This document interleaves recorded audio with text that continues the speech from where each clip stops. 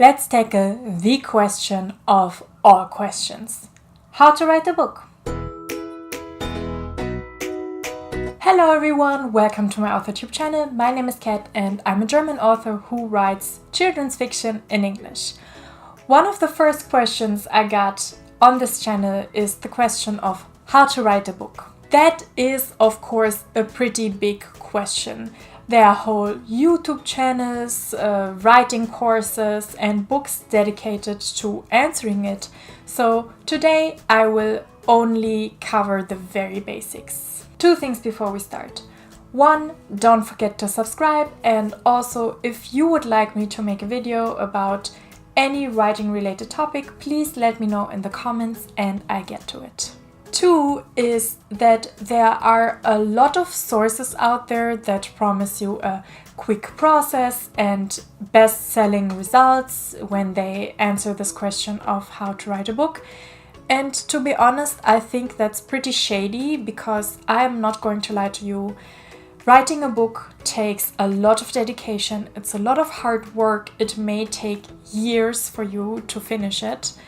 And even if you are a very good writer and you created a very good book, there is no guarantee that you will become a bestseller. There are so many factors that play into the success of your book, so don't expect to be rich. This is why you should really make sure that you are dedicated enough to the story to spend a lot of time on it, and you should really also enjoy the process of writing. But this is not to discourage anyone. I would recommend writing to really everyone who's interested in it. It's so cool to start out with a blank screen and then to end up with the whole world that you created. So here's how you do it. Here is how you write a book. Step number one is to decide on the basics. The reason why this question of how to write a book is so hard to answer is because there are so many different kinds of books that you could write. Do you want this book to be publishable and to enjoy mainstream success? Is it only for a very niche audience? Or is it something that's even only for yourself and for your family and friends to enjoy? You also have to ask yourself if you want to self-publish or to be traditionally published, if the book you are writing is fiction or non-fiction. You will have to find out more about your style of working. Are you a plotter, which means that you plan everything out in an outline before you start writing, or are you a pantser, which means that you prefer to make up everything as you go? You also need to decide which story to tell and then stick with it. You need to decide what should go into your story, what you will leave out, if the story is worth telling, if maybe someone has told it before and they are already an established writer, and if it's your story to tell to begin with. To give you an example, let's say you want to write a story about living in Japan and it's non-fiction. Why are you the best person to tell this story?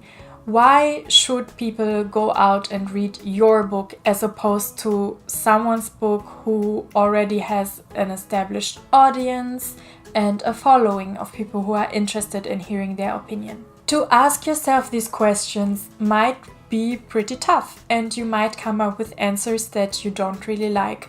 But again, you are going to spend a lot of time working on the story and developing it. So really make sure that this is something worth your time. You also need to decide what age category and what genre you're writing, because they come with a set of certain expectations.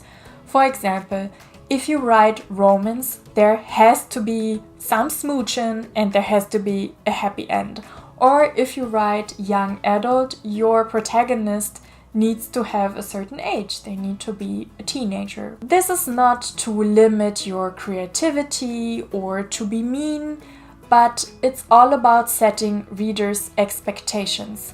If a reader goes into this expecting one thing and then you write a different thing, they are going to be disappointed even if your writing is very good. Step number 2 is to outline. but only if that's your working style. I've heard a lot of advice in the writing community that you have to outline and that it's the only valid working style, which I really don't think is true, especially as someone like myself who is a pantser and who has started and finished stories. Do whatever works best for your working style, but even if you are a pantser, it might be very helpful to collect your ideas in some way. Step number 3 is to write the first draft. I cannot stress this enough. Your first draft doesn't have to be perfect. Don't get nervous about it. Don't make any excuses. Just sit down, take those little fingers of yours, put them to the keyboard and write. You will have to push yourself in some occasions. You might feel like giving up, you might not feel inspired, but it all doesn't matter. You just have to work through it and write your first draft. Step number 4 is take a rest. Congratulations! You just finished your first draft of a book. Isn't that super cool?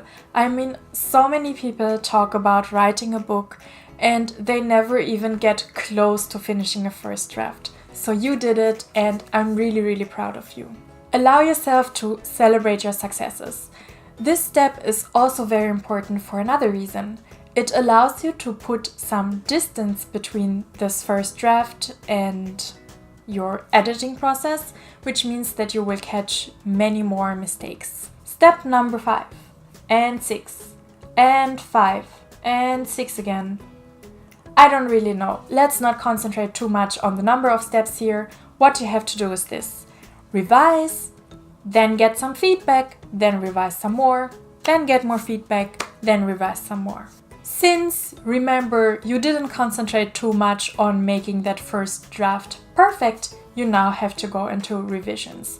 This means really to look at the overall structure of your book, to identify plot holes, to check that the character arc makes sense, and really it's about going from large to small. Once you are done with those bigger revisions, you can do a smaller cleanup. It doesn't have to be perfect yet, it just shouldn't be distracting, because now you are going to give your writing to critique partners, alpha readers, beta readers, and get their feedback. I personally do this process with my mother-in-law, who is my first alpha reader. If you are interested in my idea of what an alpha reader is and what my process is, please let me know in the comments and I'll make a video on that. So my mother-in-law will tell me very honestly what she liked, what she didn't like, what she didn't understand, and what she thinks can be improved. I then take all this feedback into consideration and make changes. Then it goes to my next alpha reader, who's my husband, and then I make some more changes, and then I am, to be honest, currently stuck at this step. I want to give it to beta readers, and since I write for children, my beta readers should be children. I definitely don't want to skip this step because it's very important for me that I get the feedback of some children because they are my target audience. So I want my story to be the best it can be for them.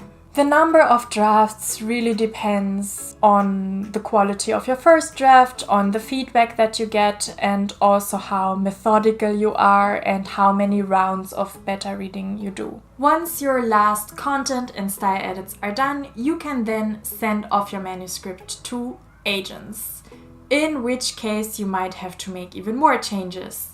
Yay!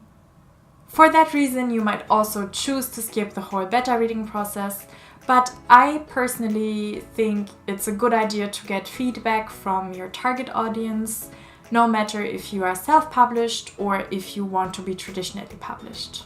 If you want to self-publish, then now is the time to enlist professionals to help you with edits, formatting, and illustrations. And there you have it. This is how you write a book. Now, if you want to turn writing into a career, all you have to do is market it. Alright, that's even more work. All the hard work aside, I really don't want to discourage anyone from writing a book. I would recommend it 100%. I think it's so worth it to start out with a blank screen and to work through all the hardships and ignore the haters and doubts, and then to end up with a whole world and characters and a story that didn't exist before and that came out of your brain. How cool is that? So many people talk about writing books and they never do, but I think everyone can do it if they just put the work into it. So I believe that you can do it, and I'm rooting for you. Leave me an emoji in the comments for each book that you have started and tell me more. Have you finished the book and what is it about?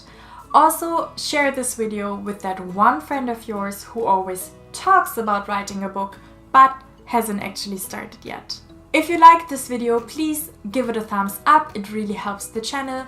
Also, subscribe if you would like to, and come to hang out with me on all of my other social media. I am at Kat Sperling Books pretty much everywhere except for Twitter, where I am at K Sperling Books. Everything is linked down below in the description box. And now go write this amazing book of yours. I really think that you can do it. It just takes a bit of hard work. Okay, takes a lot of hard work. But anyway, you can still do it. So good luck. Bye!